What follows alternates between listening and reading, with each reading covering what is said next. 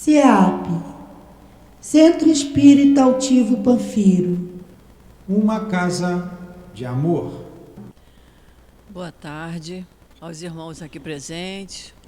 Boa tarde também aos companheiros que nos acompanham em casa.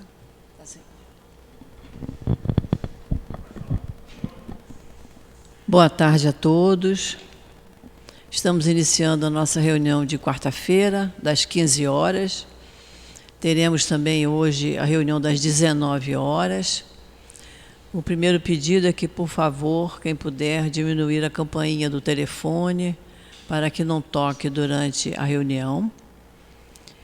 Nas reuniões de quarta-feira, tanto nesse horário de 3 horas como das 19, nós temos o trabalho do passe de cura, que vocês veem o pessoal sentado ali fora, esperando a sua vez de ser chamado. E como é que isso funciona? A pessoa que tiver com alguma dificuldade, seja ela uma dificuldade física, uma dificuldade emocional, após a reunião permanece no mesmo lugar, que um médium da casa irá conversar com a pessoa para saber da necessidade de ser indicada para o passe de cura. Eu mesma estou à disposição de quem precisar. O passe de cura é muito importante que a gente entenda. Muitas vezes a gente precisa vir mais vezes à casa. A doutrina espírita requer isso de nós. Não basta que a gente venha uma vez por semana, assistir à reunião pública, tomar o passe, tomar o copinho de água frutificada e ir para casa. A doutrina espírita nos sugere, e é de muita importância, que a gente venha mais vezes, que a gente assista mais reuniões públicas, que a gente frequente os cursos da casa, que só assim nós vamos ter mais facilidade de enfrentarmos as nossas dificuldades do dia a dia. Nós temos cursos aqui a semana toda, de domingo a domingo, em vários horários. Então, a gente escolhe o dia e o horário que seja mais propício para nós, porque quem trabalha, quem estuda, tem dificuldade, mas há sempre um diazinho na semana, num determinado horário, que a pessoa tenha mais facilidade. Para fazer os cursos, nós temos ali a nossa biblioteca, com os livros necessários para nós estudarmos nos cursos, com preços muito bons. Quem não puder pagar à vista, pague em 2, 3, 4 vezes, desde que a gente faça o curso com o livro nas mãos, para que a gente aprenda a doutrina espírita, que é muito importante para nós. Temos a reunião pública também de sábado às 10 horas da manhã e às 5 da tarde. No horário das 10 horas da manhã, simultaneamente temos o trabalho da obra social Antônio de Aquino. As famílias que estão sendo assistidas chegam cedinho, 7h30, 8 horas, e se acomodam lá atrás, no telheiro, tomam o café da manhã, e quando é 11 horas, 11h30, todos almoçam. As crianças têm aula de evangelização, desde o bebê até a idade adulta. Cada um, nas suas salas, de acordo com a sua idade, são evangelizados. A evangelização nos ajuda muito na educação das nossas crianças, muito mesmo. Seria até bom que se pudessem fazer mais vezes por semana. E para que a gente ofereça o café da manhã e o almoço, nós precisamos de ter café. É o que a gente toma em casa, é o café com leite, o pão com a margarina. Aqui no almoço é a sopa de legumes, ou é o arroz com um frango, uma batata. Então, a gente sempre pede que, na hora de fazermos as nossas compras no supermercado, que a gente lembre do café da manhã daqui da nossa casa, que a gente lembre do almoço. Nós estamos atendendo a mais de 300 famílias, então a gente tem uma ideia, né, do que a gente gasta na nossa casa, para a nossa família, e do que a nossa casa espírita oferece para 300 e tantas famílias. É muita coisa. É muita cesta básica, a quantidade de comida feita para o almoço é muito grande, o café da manhã. Então, a gente sempre pede que colaborem. A gente pode colaborar também com material de limpeza. Precisamos muito de sabão, sabão em pó, água sanitária, detergente e tudo que a gente usa em casa. A esponja de lavar louça, o pano de prato, o pano de chão, a vassoura, o rodo. O que a gente... vou comprar uma vassoura para mim, vou levar uma vassoura lá para o SEAP também.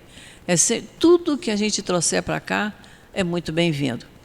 Temos aqui também o nosso bazar, que a gente oferece para essas mães que não têm condição de comprar para elas, nem para os filhos. Então, a gente aceita roupas usadas, mas que estejam em bom estado, tudo limpinho, tudo com botão, fechecler, bainha feita, da maneira como a gente poderia usar, né? Então, a gente oferece. Quem puder oferecer também roupa de cama, precisamos muito de lençol, edredom, de travesseiro, de fronha, toalhas de banho, tudo que a gente usa na nossa casa, a gente precisa aqui. A nossa casa precisa muito. Nós somos poucos, porque a nossa casa é muito novinha, só tem 4 anos de inaugurada. Então, nós somos poucos aqui, os trabalhadores, os médiuns. Então, precisamos muito de mão de obra. Quem gostar de trabalhar na cozinha, trabalhar com criança. Às vezes as pessoas dizem assim, eu gostaria de colaborar, mas eu não sei o que eu podia fazer. Vem aqui, conversa com o Newton, que é o presidente da casa, conversa com ele, vê das suas possibilidades de tempo, de horário, e oferece o seu trabalho. Precisamos muito de pessoas que possam também nos ajudar com as crianças. São muitas crianças, muitas. As salas estão cheias de crianças. Então, precisamos de gente de boa vontade, de preferência que tenha noções da doutrina espírita, porque para ajudar na educação, na formação das nossas crianças, dos nossos adolescentes. Então, olha como a gente precisa. A gente não tem jeito, temos que começar a nossa reunião pedindo. Quem não tem condições de fazer compra no supermercado, pode ajudar com dinheiro. É o que puder. Qualquer quantia que diga, eu vou pegar esse dinheirinho e vou levar para lá. Tudo é muito bem-vindo, porque a gente paga a luz, não é? Olha só, ar-condicionado ligado, luz acesa, a gente paga a conta da luz, paga a conta da água. Então, precisamos sempre muito. Estamos sempre muito necessitados aqui. O que puderem colaborar, nós vamos aceitar de muito bom grado. Não precisa ser muito, mas o pouco, com boa vontade, é muito, né? Então, vamos iniciar a nossa reunião da tarde de hoje. A gente, sempre que na quarta-feira, a gente usa o livro Caminho, Verdade e Vida. A lição de hoje é a lição 88. O título é Velar com Jesus. E está no Evangelho de Mateus, capítulo 26, item 40. Jesus dizendo assim, e voltando para os seus discípulos, achou-os adormecidos, e disse a Pedro, então, nem uma hora pudeste velar comigo? E Emmanuel nos explica. Jesus veio à Terra acordar os homens para a vida maior. É interessante lembrar, todavia, que, em sentindo a necessidade de alguém para acompanhá-lo no supremo testemunho, não convidou seguidores tímidos ou beneficiados da véspera, e sim os discípulos conscientes das próprias obrigações. Entretanto, esses mesmos dormiram, intensificando a solidão do divino enviado. É indispensável rememoremos o texto evangélico para considerar que o Mestre continua em esforço incessante e prossegue convocando cooperadores devotados à colaboração necessária. Claro que não confia tarefas de importância fundamental a espíritos inexperientes ou ignorantes, mas é imperioso reconhecer o reduzido número daqueles que não adormecem no mundo, enquanto Jesus aguarda resultados na incumbência que lhes foi cometida. Esquecendo o mandato de que são portadores, inquietam-se pela execução dos próprios desejos, a observarem em grande conta os dias rápidos que o corpo físico lhes oferece. Esquecem-se de que a vida é a eternidade e que a existência terrestre não passa simbolicamente de 1 hora. Em vista disso, ao despertarem na realidade espiritual, os obreiros distraídos choram sob o chicote da consciência e anseiam pelo reencontro da paz do Salvador, mas ecoam-lhes aos ouvidos as palavras endereçadas a Pedro: então, nem por 1 hora pudeste velar comigo? E, em verdade, se ainda não podemos permanecer com Cristo ao menos 1 hora, como pretendermos a divina união para a eternidade? É bonita a mensagem. Quem puder, quem tiver em casa o livro Caminho, Verdade e Vida, lição 88, para a gente reler, que é muito bom. Essa lição vai ser explanada na hora do passe pelo nosso companheiro Marquinho. Hoje nós temos a nossa querida Eloá, que vai nos falar do Evangelho. E nós vamos fazer a nossa prece para começarmos o nosso estudo. Querido Jesus, estamos todos aqui, Senhor, reunidos em Teu nome, agradecendo, Senhor, por mais uma oportunidade de estudarmos o Teu Evangelho, de estudarmos as lições de Emmanuel, desses espíritos amigos que compõem também o nosso Evangelho. Abençoa, Senhor, a cada um de nós. Envolve-nos com Teu manto de paz, de lucidez, de equilíbrio, para que possamos tirar muito proveito de todo o ensinamento que nos for passado hoje. Abençoa, Senhor, a nossa casa, abençoa as tarefas que estão sendo realizadas nesse instante. E em Teu nome, Jesus, em nome desses espíritos amigos que aqui trabalham sempre, sempre, e em nome de Deus, nosso Pai, que pedimos permissão para iniciarmos o estudo da tarde de hoje. Graças a Deus. O Evangelho, que vai ficar a cargo da nossa companheira Eloá, estamos estudando o capítulo 11, Amar o Próximo como a Si Mesmo. Hoje é o item 8, a Lei de Amor, que é uma mensagem do Espírito Lázaro. Eu vou ler só um pedacinho, para que ela tenha bastante tempo para estudar conosco. Então, Lázaro nos diz assim: o amor resume inteiramente a doutrina de Jesus, porque é o sentimento por excelência. E os sentimentos são os instintos elevados à altura do progresso alcançado. Na sua origem, o homem só tem instintos. Mais avançado e corrompido, só tem sensações. Mais instruído e purificado, tem sentimentos. E o ponto mais delicado do sentimento é o amor. Não o amor no sentido vulgar da palavra, mas o sol interior que condensa e reúne em seu ardente foco todas as aspirações e todas as revelações sobre-humanas. Então, que Jesus abençoe você, Eloá.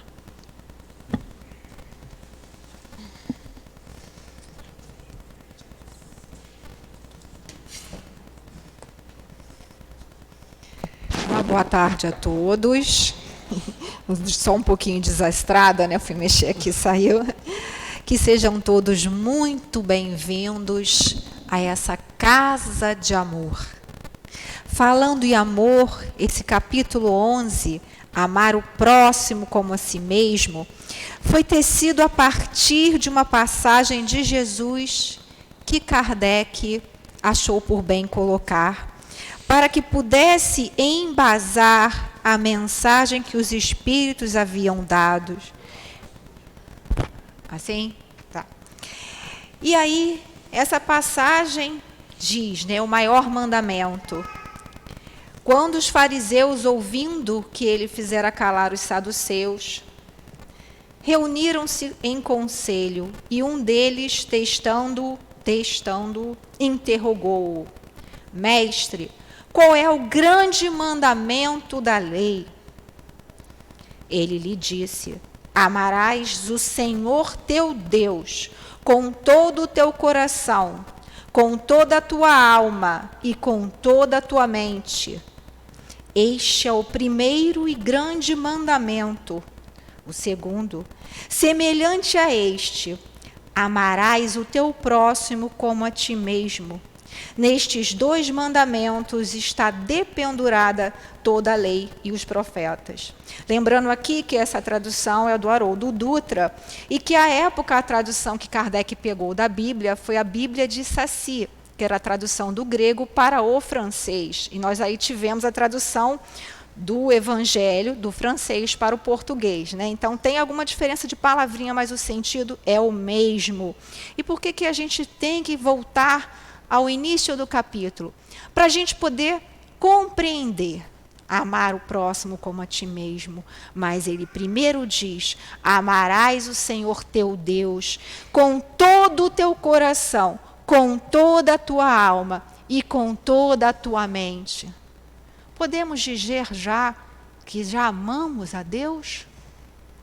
Primeiramente, o conceito de Deus nos traz a doutrina espírita no Livro dos Espíritos, questão 1. Muito fácil, né? Todo mundo sabe, todo mundo que é espírita sabe. Que é Deus? Inteligência suprema, causa primeira ou primária de todas as coisas. A gente vai recitando, mas a gente não vai sentindo Deus.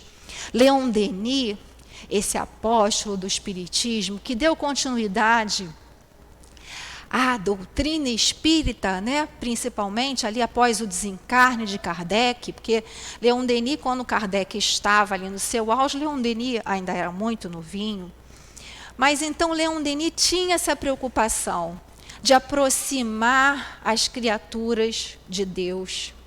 E naquele livro Grande Enigma, né, ele traça várias comparações e nos dá várias dicas de como fazermos, olharmos a natureza, mas não com essa ideia, com essa mentalidade de abraçar uma árvore ou sair por aí gritando aos 4 ventos: preservem as tartarugas marinhas enquanto se matam bebês. Não é isso. É olhar a natureza como a criação divina, olhar o ser humano como criatura de Deus, Deus como Pai Criador, Deus como a origem de tudo. Então, primeiro, que nós possamos pensar em Deus, nos aproximarmos dEle, porque só aí, então, através dessa relação, que nós vamos poder dizer e chegar a dizer um dia: sim, podemos amar o nosso próximo, porque o nosso próximo vai ser justamente aquela criatura de Deus também, como eu, como cada um de nós que aqui se encontra. Então, para que a gente possa ter essa ideia de Deus, a gente tem que fazer esse esforço, porque como Deus ainda, né, achamos nós, se encontra muito distante, temos essa dificuldade. Então veio o nosso querido Mestre Jesus, como gostava muito de dizer nosso querido Chico, nosso amado Chico, nosso Senhor Jesus Cristo, sempre se referindo ao Mestre de uma forma respeitosa, reverenciosa, sempre com esse respeito e gratidão. E ele dizia então que o nosso Mestre trouxe o amor. Sabemos nós lá da primeira revelação com Moisés, que veio trazer a ideia do Deus único para aquele povo, né? Que nós sabemos todos, ficou lá 40 anos no deserto para que se firmasse aquela ideia, né? E veio Jesus. Antes de Jesus nós temos lá Sócrates e Platão, que foram aí os precursores também, que foram os espíritos que foram aí dando aquele caminhar, né, limpando um pouco o caminho para que quando Jesus viesse tivesse mais facilidade, as pessoas pudessem compreender melhor. E vemos aí o Mestre com essa jornada de amor.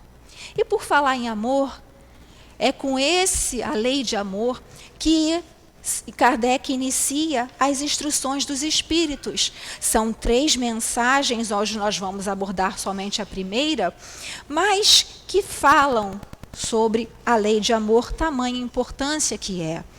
E falando em amor, quem não se lembra daqueles famosos versos, né? Ainda que eu falasse a língua dos homens e dos anjos, se não tivesse amor, eu nada seria. Nosso querido Paulo de Tarso, o apóstolo do Espiritismo, na primeira carta aos Coríntios, no capítulo 13, é a parte que ele intitula O Amor.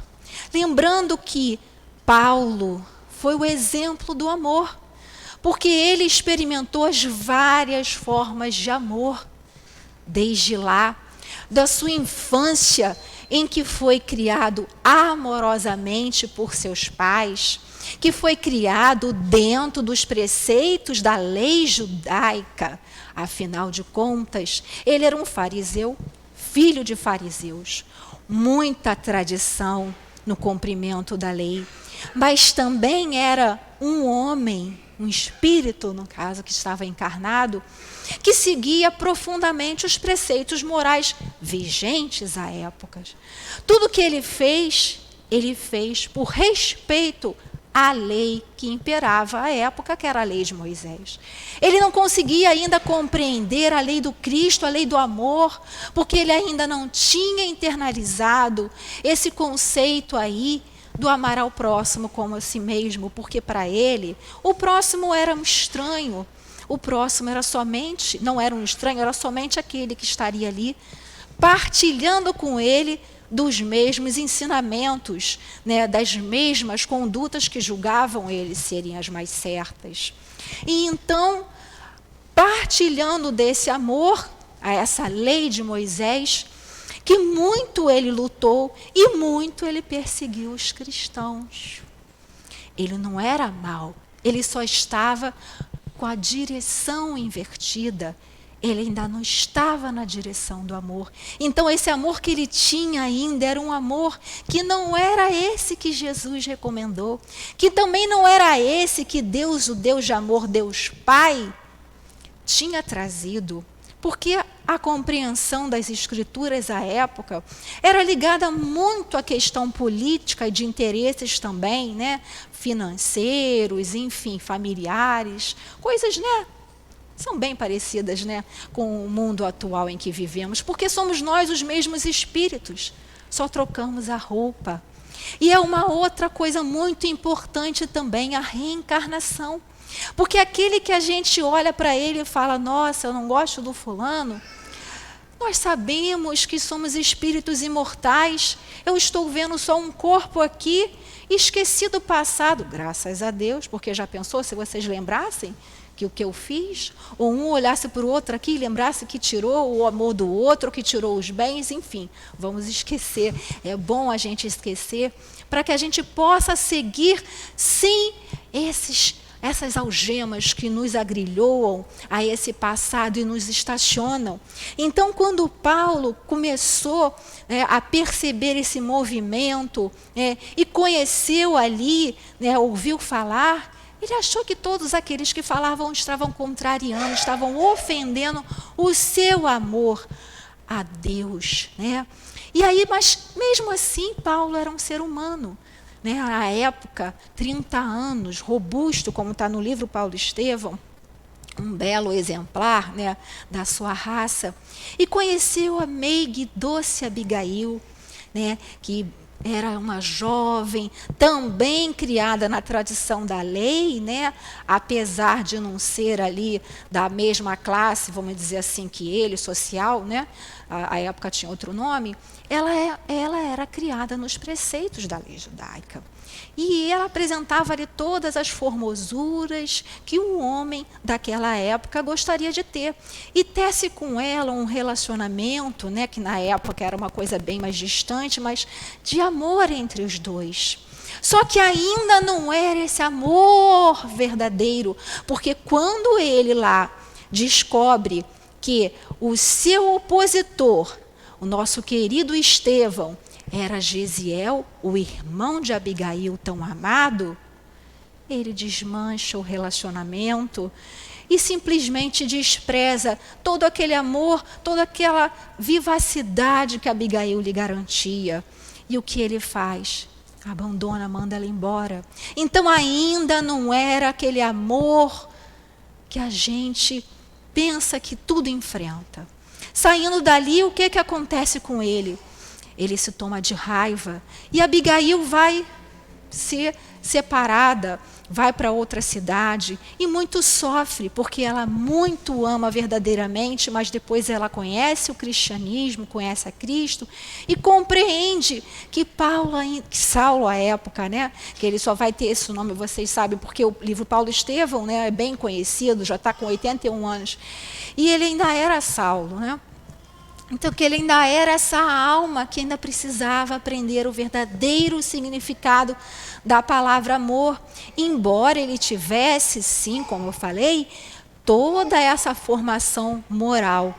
E aí, continuando, a gente começa a perceber, e depois a gente tem aquele episódio belíssimo também, do encontro de Saulo com Jesus, quando ele sai, né, disposto a assassinar cristãos, levando as cartas lá que autorizavam ele a perseguir e matar os cristãos, porque ele julgava que Ananias, um cristão que havia convertido Abigail, porque mais tarde, passado algum tempo, ele se arrepende e procura Abigail tentando restabelecer esse relacionamento, mas ela já estava muito doente e convertida ao cristianismo. Então ele imputa a Ananias, que teria sido aí o mentor dela, esse crime, que para ele era um crime, de torná-la cristã. E começa a persegui-lo, né, perseguir os cristãos. E soube que ele estaria na cidade de Damasco, e ele vai para lá com todo o ódio, com toda a raiva, querendo vingança, querendo tirar aquilo do coração dele, quando ele só precisava entender o amor do Cristo. E aí, quando ele vai chegando às portas de Damasco, tem aquele episódio já bem conhecido, em que Jesus aparece para ele, né, e fala: Saulo, Saulo, por que me persegues? E ele fala: quem és tu, Senhor? Mas no fundo depois ele reconhece Jesus como o Messias, e ali ele sente o amor do Cristo, né? Como ele diz mais para frente, quando ele está preso: o amor do Cristo nos constrange. Por que o amor do Cristo nos constrange? Porque ele olha para nós com um amor imenso, mesmo sabendo de todos os nossos defeitos, de todas as nossas dificuldades, assim como Deus. Aí a gente começa a pensar: será que realmente eu tenho esse relacionamento com Deus, com Jesus? Porque a ideia de Deus já foi aí tentada, já foi aí tirada do nosso imaginário, do imaginário principalmente das nossas crianças. E agora estão também querendo apagar a imagem de Jesus das nossas vidas, com aquele pretexto de aproximar o Mestre de nós, quando nós temos que fazer o movimento contrário, nós que temos que nos esforçar para melhorarmos e nos elevarmos em direção ao Mestre, aos espíritos superiores. E aí começamos a julgar: porque Jesus era negro, porque Jesus era branco, porque Jesus era aquilo, porque Jesus era aquilo outro. E aí muitos torcem o significado verdadeiro dessas palavras, do amor. E aí julgam e torcem. E não se enganem, os maiores inimigos do Cristo estão reencarnados dentro do cristianismo. E aí eles pegam subrepeticiamente, quer dizer, aquela coisa bem sutil, e começam a dizer: olha, amor ao próximo. Então, olha, amor ao próximo é você aceitar tudo. Amor ao próximo é você passar a mão na cabeça. Quando Jesus, na última ceia, ele falou, né? Amai-vos uns aos outros como eu vos amei. Realmente Jesus falou isso, Jesus não falou nenhuma mentira. Mas como Jesus nos amou? Ele nos amou com aquele amor que corrige, que disciplina. Porque a disciplina é amor. Não a violência, mas a disciplina. Porque Jesus, em todos os momentos, o que ele falava? Estás curado, tua fé te curou, tua fé te salvou. Né? Quem não te condena, lá com o episódio com Madalena, vais e não tornes a pecar para que não te suceda algo pior. Ele sempre chamou atenção, lá quando os fariseus vinham com essas armadilhas que nem está aqui, e como a gente vê em outras passagens, o que ele falava? Raça de víboras. Sem ódio, sem nada. Mas tinha que ser dito, algumas coisas têm que ser ditas. A gente não pode sair por aí achando que amor é isso, né? A gente ouve muitas coisas com relação a esse sentido, e a gente tem que tomar muito cuidado. Por exemplo, né, para quem já passou os 40, né, a gente lembra daquele famoso festival de Woodstock nos Estados Unidos, na década de final de 60, né, início por aí, naquela cidade chamada Woodstock. Faça amor, não faça guerra. Pegaram a palavra amor e transformaram em outra coisa. Transformaram num sentimento material. Transformaram numa desculpa para sair por aí fazendo tudo o que queriam. Se drogando, tendo relações descontroladas, desregradas. E o que aconteceu? Aquela geração doente. O que aconteceu espiritualmente? Um atraso grande. Porque todos aqueles espíritos ali, embalados ao som daquelas músicas, né? Algumas com letras demoníacas, muitos cantores da época morreram de overdose. Então, toda aquela coisa negativa, aquela aura mesmo de libertinagem, travestida com o nome de amor. E aí a gente vê, eu fui pesquisar para ver qual era mais ou menos a data, e aí eu descobri, né, não sei se vocês sabem disso, que tem esse nome, Festival de Woodstock, porque ele seria realizado realmente nesta cidade, mas a cidade era uma cidade do interior pequena, nos Estados Unidos, e para que fosse realizada lá, teria que ser construído uma espécie de auditório em que iam ser feitos vários shows antes. A cidade disse não. Aqui não, bagunça aqui não. Porque eram o quê? Eram conservadores, não queriam aquela bagunça que aconteceu aqui, porque no fundo aquilo ali foi uma bagunça. E aí a gente se deixa levar por essas seduções do mundo. E aí a gente se deixa levar por esses meios de comunicações que estão, em sua maioria, completamente desviados, né? Aí a gente vê ali poliamor. Não sabia, eu ouvi essa palavra, falei, gente, o que é? Quando eu descobri o que era, né? Aqueles relacionamentos que tem 3, 4 pessoas, né? 2 homens, uma mulher, 2 mulheres e 2 homens. Gente, isso está completamente fora do que é um amor. A gente não está aqui para julgar, mas a gente tem que dizer o que é certo, o que é errado. Isso não é amor. Sabe? E aí a gente vê também, olha, amar, uma criança pode amar, é o amor, né? Aquele ser que faz aquelas maldades com as crianças, ele é um doente, né? Ele está só, ele ama as crianças, isso não é amor, isso é maldade. E nós, qual será o nosso posicionamento? Odiar aquele companheiro? Não. Entender como Jesus entende a cada um de nós. No momento certo, ele vai ter o entendimento. Mas também não podemos deixar passar. Não podemos, porque Jesus em nenhum momento ele perdeu a oportunidade. Assim também como Paulo. E essa carta aos Coríntios, né? Coríntios, são os habitantes da cidade de Corinto, na Grécia, que a cidade de Corinto era uma cidade, vamos dizer assim, cosmopolita, como diriam agora, né? Tinham aquelas coisas, né? A cidade, ela cultuava a deusa Afrodite, que é afrodisíaco, vem de Afrodite, que as sacerdotisas acreditavam que a experiência religiosa a experiência do amor, viria através das relações sexuais com quaisquer um que chegasse ali. Então, imaginem, tinham 2 portos na cidade. Um deles era esse porto de Sencreia, que era um porto muito importante e que muito significava para Paulo, porque foi dali que partiu a sua amada Abigail, quando ela saiu dali da cidade de Corinto, porque Abigail era natural da cidade de Corinto. E aí, o que acontecia ali? Toda espécie de devassidão moral, travestida de amor, travestida de comunhão com o divino. E você vê as dificuldades que Paulo enfrentou para conseguir implantar ali.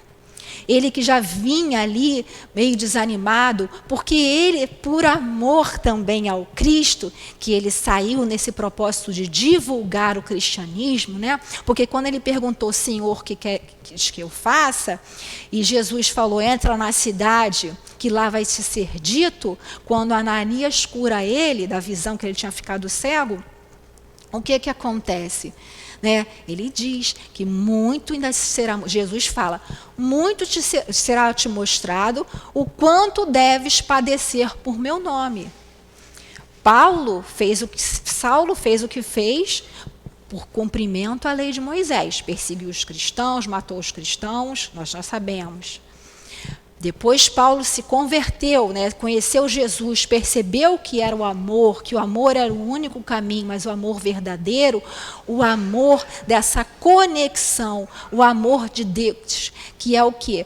Essa ambiência que nós temos aqui na Casa Espírita, por exemplo, em que os espíritos amorosos preparam com todo o cuidado para que a gente chegue aqui, aí chega aqui, aí começa a pensar, eu deixei isso, eu deixei aquilo outro. Ou então chegue aqui, tome só o passe de cura, muitos fazem, não vocês, queiram sair correndo, achando que somente aquele movimento mecânico vai resolver todos os problemas, como a nossa companheira colocou. Muitas vezes é uma questão de estudar. Claro que às vezes a pessoa tem realmente uma doença física, que o passe de cura alivia, com certeza alivia, né? Tem também as doenças espirituais, mas nada disso vai adiantar se a gente não tiver o amor por esses guias, o amor pelo estudo, esse aprendizado, o amor por nós mesmos também. Não é egoísmo que eu estou falando. Certa feita, uma senhora chegou para o Chico se lamentando, fazendo o que a gente faz sempre, né? Reclamando da vida, do marido, dos filhos, aquela coisa que mulher faz muito, né, homem? E aí Chico segurou em seu braço, tá os relatos lá, tá? Chico não ficou, minha coitadinha, não. Segurou no seu braço, né, firmemente e disse, minha irmã, você precisa se alimentar, se nutrir do amor que você dá. Porque ela dava amor para todo mundo, aquele amor que ela achava que era amor, né? Mas não cuidava dela mesma. E o que é cuidar da gente mesma? É a gente fazer plástica, é isso e aquilo? Tudo bem, pode até fazer, é até bom para quem quer, mas não fazer disso um condicionamento de auto-amor. O auto-amor é você cuidar de você, espírito imortal. Óbvio que a gente tem que cuidar do corpo, sim, faz parte, nós estamos no mundo material, mas temos também que cuidar da parte espiritual e se nutrir desses elementos espirituais que nos estão nos sendo ofertados. Então a gente vem para o passe de cura, se não vier no sábado, é porque tem que fazer, tem gente que falava assim antigamente, porque tem que vir no sábado, porque sábado é curativo. Não é nada disso, não. É porque sábado é reunião pública é mudança de pensamento. E se a gente não mudar o pensamento, a gente não consegue mudar o sentimento. E se a gente não mudar o sentimento, a gente não consegue ficar curado. Porque a doença que está no corpo físico hoje, ela já esteve em mim, espírito imortal, em nós, espíritos imortais. E aí nós tomamos consciência, nos arrependemos e pedimos uma oportunidade para expiar. E aí ela passa do nosso perispírito para o nosso corpo físico. Claro que tem a misericórdia divina, a misericórdia dos espíritos, que são esse amor. Mas como diz lá no céu e inferno, a misericórdia divina não é cega. É necessário que ela nos alcance, para que ela nos alcance, que haja o arrependimento. Então, esses que andam por aí, que ainda não se arrependeram, certamente Deus os ama, Jesus os ama, mas eles não conseguirão perceber ainda esse amor e usufruir desse amor para dentro deles mesmos, fazendo essa modificação. Certamente, como disse Kardec lá na Gênese, né, no capítulo 18, os tempos são chegados, não reencarnarão mais entre nós. A pergunta que fica é, e nós? Continuaremos a reencarnar no planeta Terra? Diz ali Kardec que não reencarnarão aqueles espíritos que têm o mal, praticam ainda o mal, que não são tocados pelo bem. Acredito que nós outros aqui já não estejamos mais nessa fase, né? Mas esses que estão, nós temos sim, claro, que desejar, que orar por eles. Mas quando Jesus falou amar os vossos inimigos, está bem explicado aqui, mas lá na frente não amar os vossos inimigos, não é ter por eles o mesmo amor que temos por um amigo. Por quê? Porque ainda não temos essa condição. Mas Jesus não ama todos. Jesus é um espírito puro, já era quando ele criou o planeta Terra. Até o dia que a gente conseguir fazer esse movimento mais por hora, o que Jesus colocou ali, né? Amar os vossos inimigos, amar o vosso próximo, na medida daquilo que a gente vai conseguindo. Porque senão também a gente se cobra de uma tal maneira que a gente acaba, às vezes, entrando até em depressão. Mas o primeiro passo desse amar os vossos inimigos é a gente não ter o ódio, não ter o desejo de vingança, não ter dentro do nosso coração esse sentimento ruim. Então, à medida que a gente vai tendo consciência disso e a gente vai tentando sempre fazer essa conexão com o mais alto, pedindo aos nossos espíritos protetores, aos guias da casa, porque todos nós que frequentamos uma casa espírita bem séria, né, bem dirigida, estamos conectados, não acreditem, ninguém está aqui por acaso, ninguém passou aqui na frente e falou, ah, que legal, uma casa espírita, eu vou entrar. Acha que foi à toa? Não foi, não. Foi por amor desses guias que falaram, agora chegou a hora, agora você tem que ir para lá. Por que aqui são feitos milagres? Não. Porque é aqui que a gente tem esse manancial de oportunidades para que nós possamos, dentro de nós, cultivar esse amor. Ah, mas eu ainda não consigo. Mas a gente vai conseguir. E como começa? A gente vendo aí a obra social.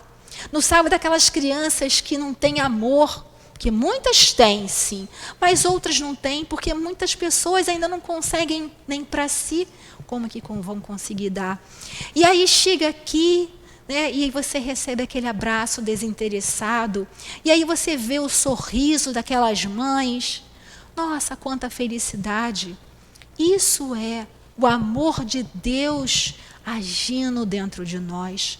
Isso é o princípio da cura, porque está lá, né, no magnetismo. A cura é o quê? É a substituição da molécula malsã, da molécula doente, por uma saudável, né?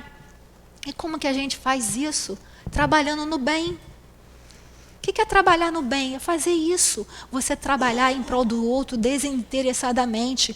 Porque até os psicólogos explicam, quando você sai de dentro de você mesmo e olha o que está acontecendo em seu derredor. Isso não quer dizer que vocês têm que sair por aqui pegando aquele monte de mendigo que está na rua e botando na sua casa, não. Porque a gente não tem ainda a condição de fazer isso. Mas é olhar aqueles companheiros com outro olhar. Orar por essas pessoas, buscar assisti-las quando puder, sim, sempre através de uma casa espírita, de uma entidade que já esteja mais acostumada, já seja mais estruturada, para que a gente possa estar aí fazendo um trabalho produtivo e tendo aquele salário, né, que é o salário do obreiro, que é o quê? Essa alegria que ninguém tira, gente.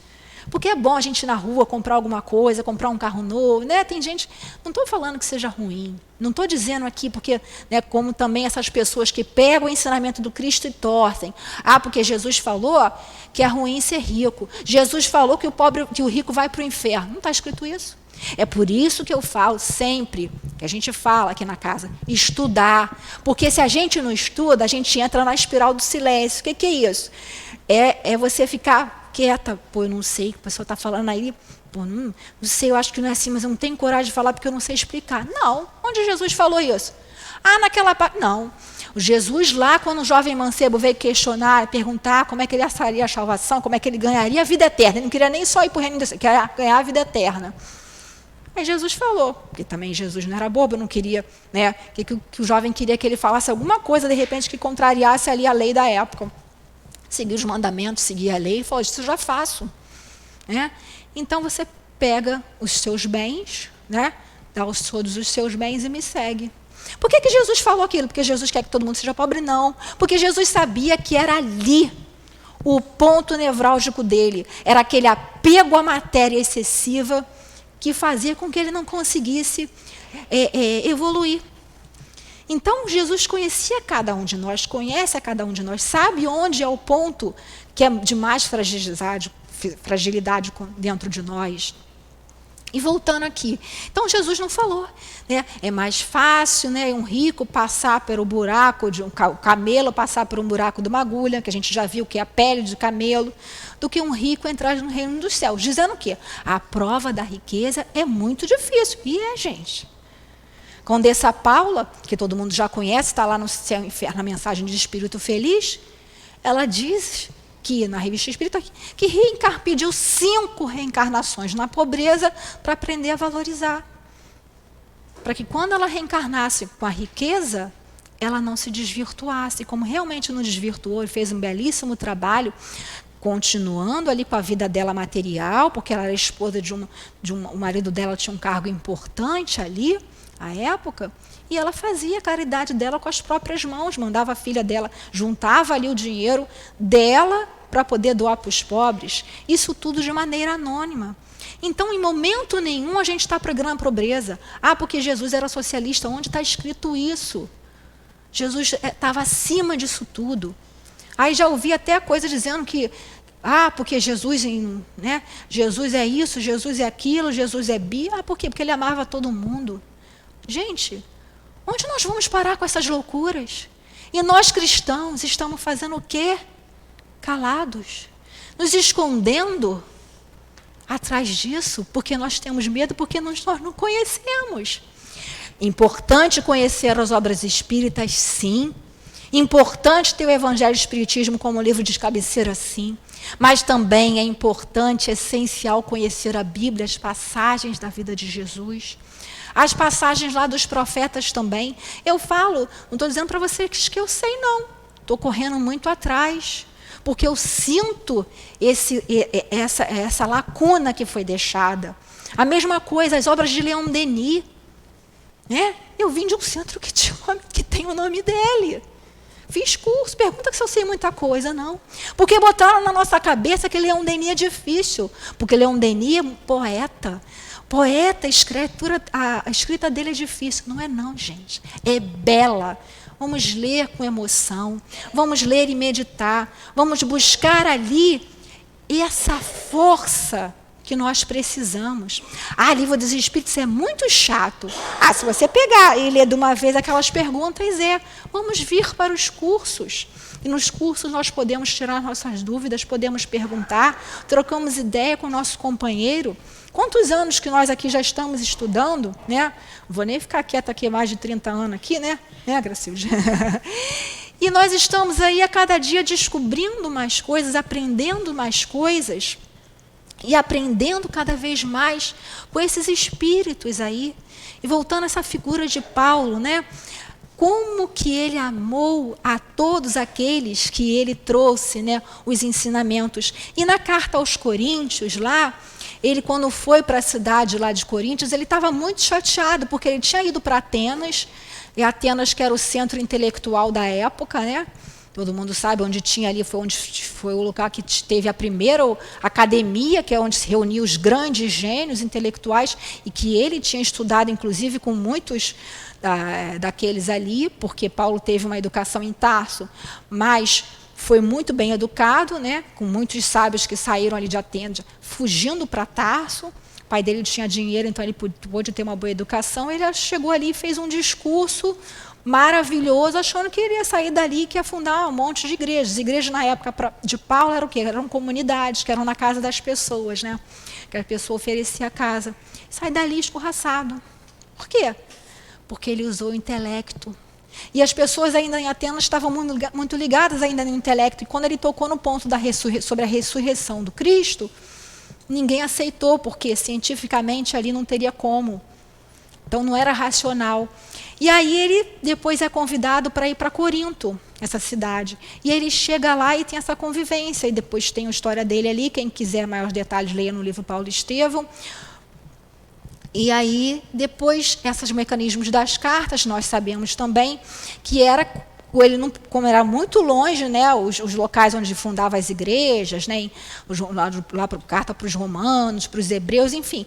ele não podia estar toda hora, não tinha telefone, não tinha WhatsApp, né? Então ele passou com a sugestão, claro, de Jesus através de Estevão. Jesus, na verdade, se materializa para ele ali, né? Parece para ele, ele vê no quarto dele quando ele está chorando ali, porque ele está preocupado, porque ele acabava de sair de uma cidade. Quando ele saía, deixava tudo arrumadinho. Quando ele saía, o povo já fazia um furdunço danado. Aí vinha a comunicação, carta, dizendo o que estava acontecendo. Mas não dava para ele ficar voltando em tudo que é lugar. E aí foi sugerido que ele fizesse essas cartas, né? Que os de boa vontade entenderão. E nós também até hoje, os de boa vontade, se a gente tiver boa vontade, tiver empenho, tiver, né, querer, né, porque Leon Denis diz, né, todo o poder da alma resume-se em 3 palavras: querer, saber e amar. Isso está interligado. Então a gente tem que buscar né, essa vontade, acionar essa vontade nossa, que a gente está usando já há muitos anos para cometer erros, para cometer desatinos, né, para ficar aí nos vícios. Vamos mudar o vetor da nossa vontade, assim como fez o Paulo de Tarso. E aí, nessa carta aos Coríntios, né, ele recebe muitas reclamações de que eles estavam, alguns ainda continuam tendo promiscuidade nas igrejas, uma série de situações. E aí, até no capítulo 4 dessa carta aos Coríntios, né, ele diz assim, ele escreve, vocês querem que eu vá aí com uma vara ou com um abraço? Né? Ou vocês vão... Né? Então, não é dizer que ele era violento, mas ele tinha que botar as coisas, os pingos nos is. Nós também, que somos pais. Nós vivemos numa época que a gente não pode mais chamar a atenção do filho. Onde está escrito isso? Ah, porque dá trabalho. E aí se botou na cabeça dos jovens para não terem filhos, que dão trabalho, porque gasta. E aí, o jovem casal vai e pega um pet. Nada contra os animais, tá? Nós estamos falando aqui dos exageros. E aí pega aquele ser e faz dele um boneco. Porque o animal, o cachorro tem que correr, tem que brincar, tem que pular. É companheiro, é amigo do homem, é parceiro. Não é bibelô, não. E aí gasta fortuna comprando joias para o cachorro, psicólogo de cachorro. Tempo gastado ali. Né? Mas para uma criança, não. Por que isso? Porque não querem que a gente perpetue a nossa espécie. Então, estão trazendo para a gente um desvirtuamento da palavra amor. Não estou dizendo que a gente não deva amar os animais, devemos sim, mas também devemos amar os seres humanos sim, porque eles são criaturas de Deus, como nós, os animais também são, mas precisamos nos preservar uns aos outros. E aí, voltando aqui para o nosso querido Paulo, e aí ele diz lá, aí ele fala sobre o amor. Né? Então ele está dizendo que tudo isso que estão fazendo lá, que é amor. Aquilo ali tem outros nomes. Né? E aí ele vai dizendo que de nada adianta se não tiver amor. De nada adianta eu vir falar aqui, vir estudar, se eu não tiver amor. De nada adianta o médium trabalhar lá e dar o passe. Quer dizer, para o paciente, adianta, porque os espíritos superiores vão suprir a falta de amor do médium, porque o paciente vai receber. Quem veio com amor, com fé, vai receber. Aí o problema vai ser do médium com a lei de Deus, com os espíritos guias da casa, com o seu guia ali que está trabalhando. Então, a todo momento nós estamos sendo convocados, sabe? E é importante que a gente pare para refletir qual é o mesmo significado da palavra amor. E Paulo percebeu isso através da dor, porque precisou que ele perdesse muito. Perdesse ali o amor da sua amada, né? Perdeu os amigos que eram falsos amigos. Quantos de nós também, quando nós entramos para a doutrina, né, perdemos? Quer dizer, se afastam essas pessoas. Quando chegar o momento, não guardemos raiva. Quando chegar o momento de cada um, eles vão também seguir pelo caminho do Cristo. Mas o que nós outros que já temos esses ensinamentos estamos fazendo com isso? O que nós estamos passando da ideia do Cristo, do amor, da moralidade, do respeito? Eu fui criada numa época, gente, eu estou com 52 anos, em que, sim, as crianças tinham que se levantar para os mais velhos. Sim, as crianças tinham que respeitar os mais velhos. E isso foi colocado hoje em dia como se fosse uma coisa feia. Ah, é feio falar de Jesus? Por quê, gente? Porque o mal, as trevas, não querem que nós progridamos. O mal, as trevas, querem que a maioria se suicide. Né? O suicídio aí, já disse Kardec na Gênese, né? Vai ser o quê? Seria essa pandemia no futuro. Por quê? Porque tirando a ideia de Deus, que dá a gente a ideia de Jesus, do amor, da vida futura, da pluralidade das existências, que nada acontece por acaso, que ninguém está aqui por acaso, que ninguém passa, né, que a gente só passa o que tiver que passar, a não ser nos casos dos tormentos voluntários, que está também no capítulo 5º aqui do Evangelho, que a gente já estudou. Quando a gente inventa um sofrimento para a gente busca, às vezes, um sofrimento por desconhecimento, por teimosia, por orgulho, enfim. Paulo mesmo, por orgulho, ele buscou esse sofrimento. Ele não, por orgulho, ele não quis ali, desmanchou o relacionamento lá com Abigail, porque ela era, né, irmã do Estevão, aquele pregador cristão. Então, por orgulho, a gente muitas vezes está sofrendo. Né? Mas aí a gente vem lembrar também, né, um outro tipo de amor, o amor que Leon Denis convoca a gente o tempo todo, o amor pela pátria, que também isso foi colocado como se fosse uma coisa ruim, né? O amor pela nossa bandeira, pelas nossas cores, pelo nosso país, que é um país abençoado. Gente, Humberto de Campos escreveu um livro através da mediunidade do Chico na década de 30, 38, se eu não me engano, Brasil, coração do mundo, pátria do Evangelho. E a gente achando que era só pátria do Evangelho, é coração do mundo, sim, porque é aqui, né, vamos dizer assim, que é a terra prometida, porque é aqui que estamos nós, os cristãos, redivivos.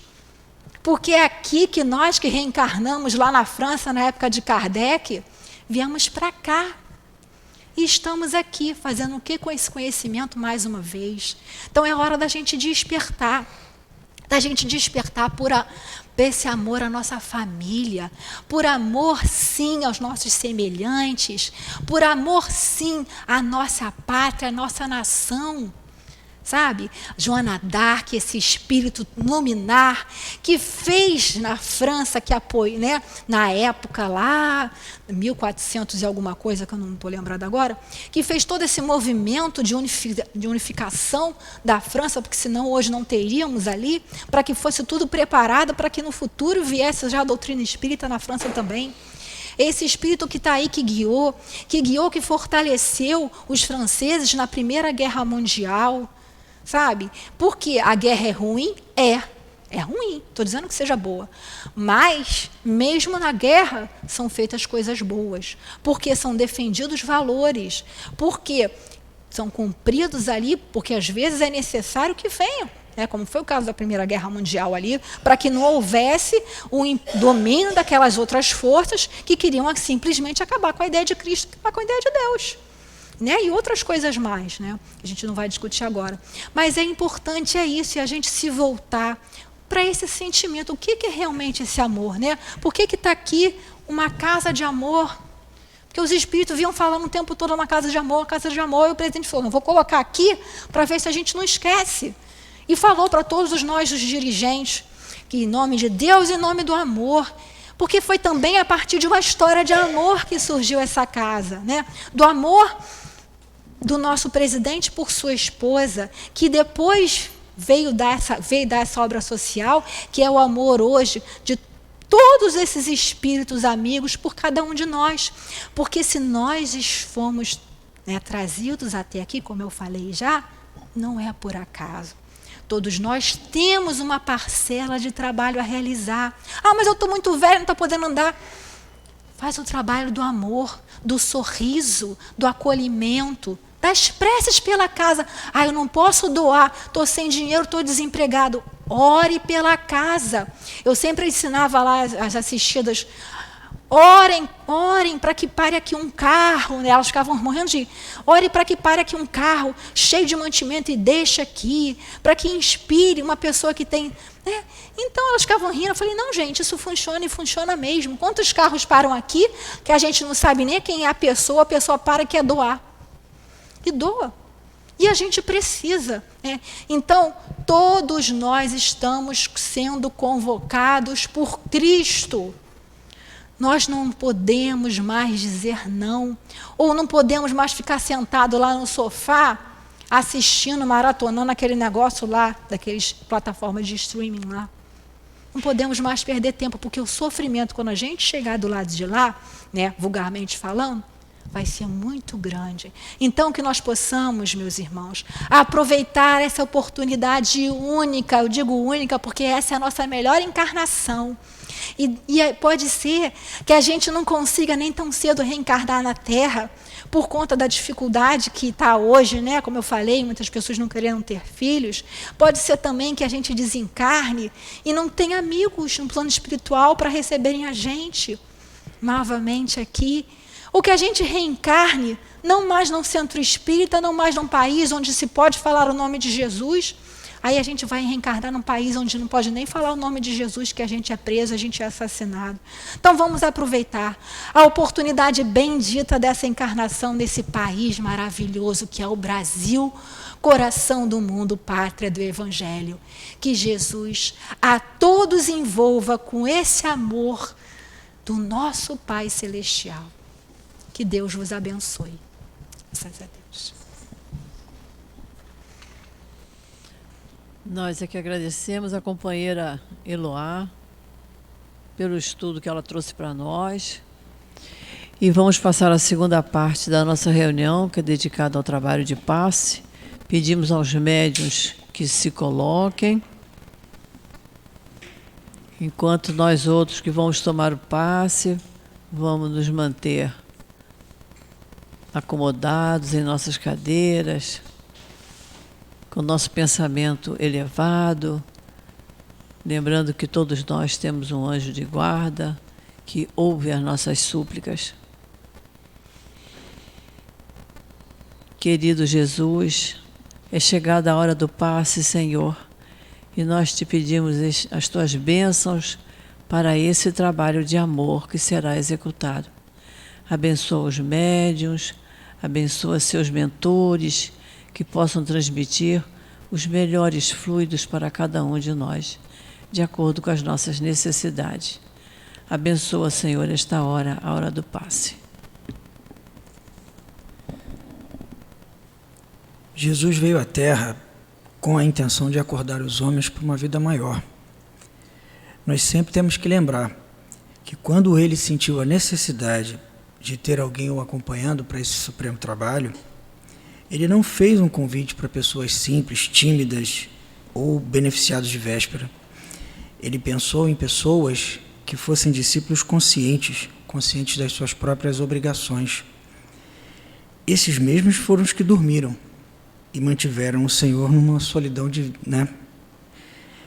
É importante que nós sempre pensemos nesse texto evangélico e consideremos que o Mestre continua com esse esforço dele incessante e prossegue convocando sempre os cooperadores devotados para que possam colaborar dentro das suas possibilidades.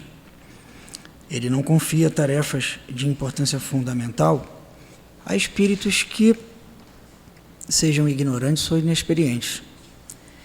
Mas é imperioso que nós tenhamos a consciência de que o número daqueles que não dormem enquanto Jesus aguarda o resultado da incumbência estão sempre perto dele. Esquecendo o mandato de que são portadores, eles inquietam-se pela execução dos próprios desejos. Observam em grande conta os dias rápidos que o corpo físico lhes oferece. Esquecem-se de que a vida é a eternidade e que a existência terrestre não passa simbolicamente de uma hora. Em vista disso, ao despertarem na realidade espiritual, os obreiros distantes choram, sob o látego da consciência e anseio pelo reencontro da paz do Salvador. Eu vou parar aqui para não estender muito.